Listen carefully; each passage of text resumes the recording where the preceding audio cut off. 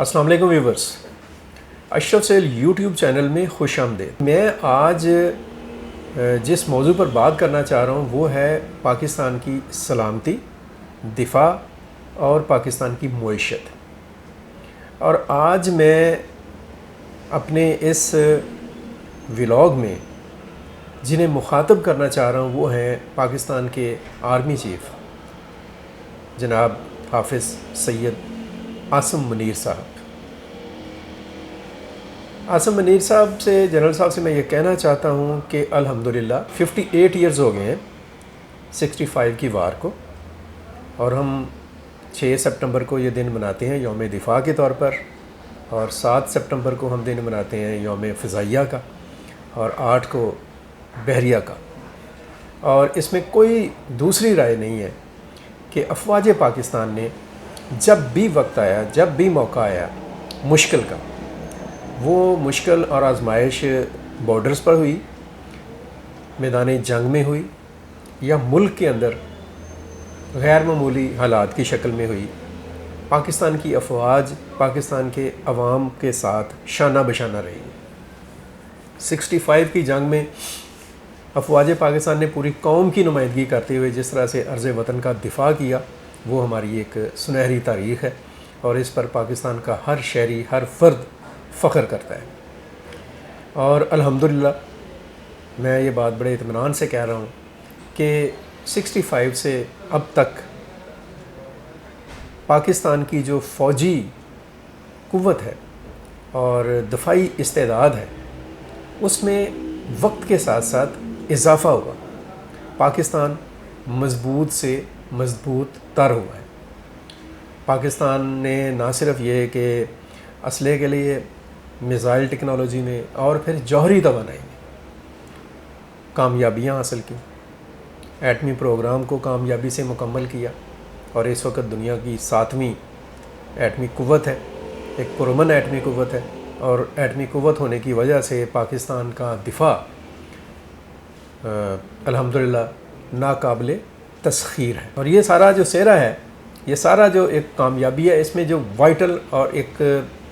Unique اور کلیدی کردار جو ان سا ہے وہ پاکستان کی مسلح افواج اور ان کی قیادت کا ہے۔ اب اس کے ساتھ ساتھ اگر ہم دیکھتے ہیں تو ملک کے اندر، جیسے میں نے ابھی آپ سے بات کی، کوئی آزمائش کا وقت آ گیا، کوئی قومی کاز آ گیا، الیکشن کا ٹائم ہے یا کوئی اور وقت ہے، تو فوجی دستے ہمارے ساتھ ہوتے ہیں۔ سیلاب آ جائے، زلزلہ آ جائے، کوئی بڑا ریسکیو والا مسئلہ بن جائے، تب بھی افواج پاکستان ہمارے ساتھ ہوتی ہیں۔ دہشت گردی کا ایک طوفان کھڑا ہوا پچھلی 2 دہائیوں میں، اور اس طوفان کا جو منہ موڑا اور توڑا، اس میں ایک بنیادی اور بڑا کردار پاکستان کے سیکیورٹی اداروں کا، سیکیورٹی فورسز کا ہے، اور ملک کے اندر دہشت گردی کے خلاف ایک لمبی جنگ لڑی، اور وہ جنگ ابھی تک جاری ہے۔ اور یہ بڑا ہم اس کو اطمینان سے اور خوشی سے کہہ سکتے ہیں کہ افواج پاکستان نے اپنے افسروں اور جوانوں کی قربانیاں دیں، شہادتیں دیں، اور قربانیاں اور شہادتیں دے کر نہ صرف عرض وطن کا دفاع کر رہی ہیں، بلکہ پاکستان کے عوام کی سلامتی کے ضامن بھی بنے ہوئے ہیں۔ اب میں ذرا تھوڑا سا آگے بڑھنا چاہتا ہوں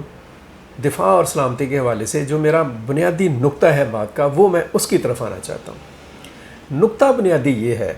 جناب آرمی چیف صاحب کہ پاکستان کا دفاع تو بالکل یقینی طور پر الحمدللہ قابل فخر ہاتھوں میں ہے اور ناقابل تسخیر ہے،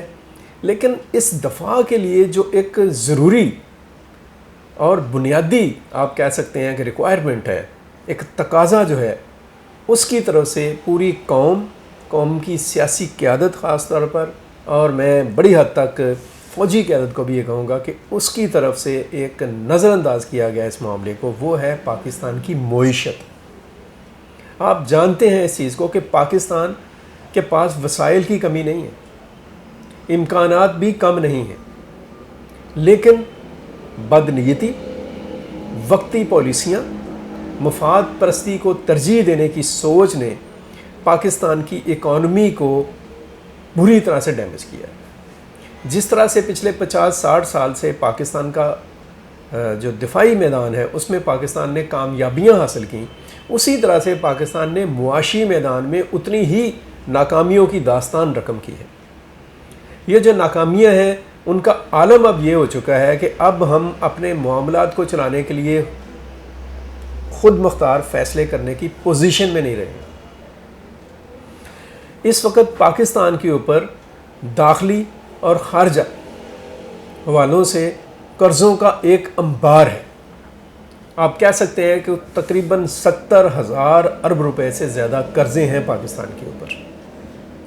پاکستان تجارتی خسارے کا بری طرح سے شکار ہے. ڈالرز کی قیمت آپ دیکھ سکتے ہیں ڈالر کہاں پر ہے، پیٹرولیم مصنوعات کہاں پر ہیں، گیس کی قیمتیں کہاں پر ہیں اور بجلی کی قیمتیں کہاں ہیں، اور ان قیمتوں نے عوام الناس کا کیا حشر کیا ہوا ہے ان دنوں میں سب کے علم میں. حالات اتنے خراب ہیں کہ لوگ احتجاج پر مجبور ہو گئے ہیں. لوگ 15 پر کال کر رہے ہیں کہ ہم بھوکے مر رہے ہیں. کیسی ایک تشویشناک اور پریشان کن بات ہے. لوگ جو ہیں ان کو 2 وقت کی روٹی کے لالے پڑے ہوئے ہیں، اور معاشی تباہی کا شکار جو پاکستان ہے اس کی جو حکومتیں ہیں وہ لوگوں کو ریلیف دینے کے لیے بھی ان کے پاس نہ کوئی پلاننگ ہے، نہ ان کے پاس کوئی استعداد ہے، اور نہ ہی ان کے پاس شاید قوت فیصلہ ہے. ایک چھوٹی سی مثال آپ کے علم میں ہے کہ پاکستان کی جو سچویشن ہے وہ یہ ہوئی کہ بجلی کے خوفناک بلز نے ملک میں ایک تشویش کی صورتحال پیدا کر دی. لوگوں نے بلز کو آگ لگا دی، سڑکوں پر نکل آئے ہیں، ابھی تک باہر ہیں لوگ. اور لوگوں کو ریلیف دینے کے لیے حکومت پاکستان نے IMF سے ریکویسٹ کی کہ 400 یونٹ تک استعمال کرنے والوں کو ہمیں اتنی ہی اجازت دے دیں کہ ہم ان سے پیسے قسطوں میں وصول کر لیں. اس پلان کو IMF نے ریجیکٹ کیا، اور اب جو پلان انہوں نے دیا، انہوں نے کہا کہ اب 200 یونٹ استعمال کرنے والے 40 لاکھ صارفین آتے ہیں. اس میں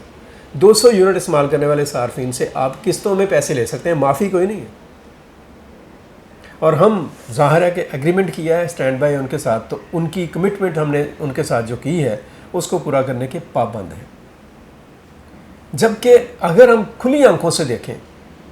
حقیقت حال کو دیکھیں، تو پاکستان میں ایگریکلچر، پاکستان میں معدنیات، پاکستان میں انرجی پیدا کرنے کے جو نیچرل ریسورسز ہیں، پانی، شمسی توانائی اور ہوا، اور پاکستان میں جو یوتھ ہے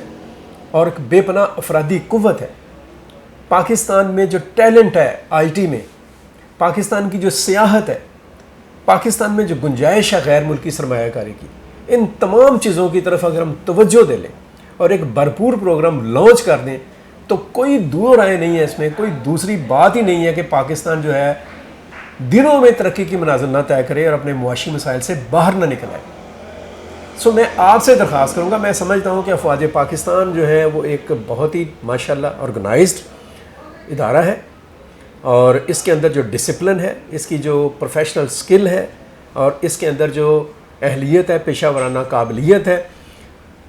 اس بنیاد پر، اور پاکستان کی جو فوجی قیادت ہے اس کے اندر جو ملک کے لیے درد اور ملک کے لیے حب الوطنی ہے، اس بنیاد پر میں آپ سے یہ درخواست کروں گا کہ فار گاڈ سیک،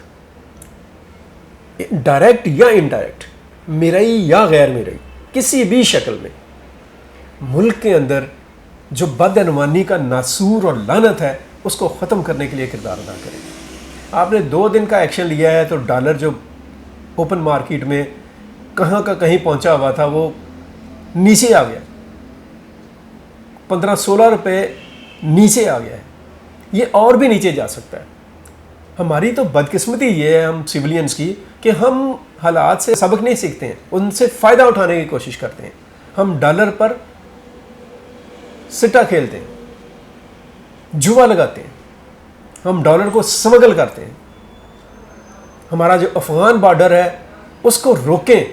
وہاں پر پابندی لگائیں. آپ پریشر ڈالیں اس چیز کے اوپر کہ ملک میں جو لا کی جو حاکمیت ہے وہ ہونی چاہیے. آپ نہ ڈائریکٹلی بات کریں لیکن آپ ایک بیک اینڈ کے اوپر اپنا کردار ادا کر سکتے ہیں.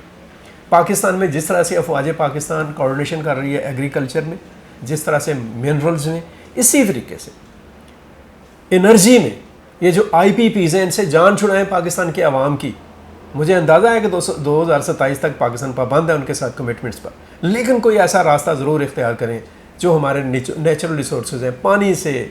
شمسی توانائی سے، ہوا سے بجلی پیدا کرنے کی کوشش کریں، پاکستان کی معیشت کو بچائیں اور یاد رکھیں اس بات کو، میں آج یہ اس لیے بات کر رہا ہوں سپٹمبر میں یوم دفاع کے موقع پر، کہ پاکستان کی جو معیشت ہے، اگر ہم نے اس طرف دھیان نہ کیا، اور آپ نے آپ ماشاءاللہ بڑے ویل ڈسپلنڈ ہیں اور آپ کے ڈیسیجن دکھائی بھی دے رہے ہیں آفٹر 9 مئی اینڈ آفٹر جڑاوالا واقعہ، آپ نے جس طرح سے ایکٹیولی اپنا ایک رول پلے کیا ہے، میں آپ سے گزارش کروں گا، مجھے کوئی اچھا کہے مجھے کوئی برا کہے، لیکن میں آپ سے گزارش کروں گا کہ آپ ڈائریکٹ نہیں تو انڈائریکٹ ایک پاورفل رول پلے کریں for the supremacy of law in Pakistan, بدعنوانی، نااہلی، کرپشن کو ختم کریں، پاکستان کے ریسورسز کو ایکٹیو کرنے کے لیے کوشش کریں، ایگریکلچر اور معدنیات کی طرح دیگر شعبوں میں، خاص طور پر انرجی سیکٹر میں اپنی جو ڈسپلنڈ انرجی ہے اس کو ان کریں، ملک کے اندر جو صنعت کار جس طرح سے آپ نے ان سے مشاورت کا سلسلہ شروع کیا لاہور، کراچی میں اور دیگر مقامات کے اوپر، اس کو بڑھائیں، جو ماہرین معیشت ہیں ان کی تجاویز لیں، اور ان تجاویز کی بنیاد پر ایک غیر جانبدار، شفاف اور آن میرٹ ایک سسٹم جو ہے اس کو اسٹیبلش کریں، جزا اور سزا کے شفاف نظام کو اپلائی کریں،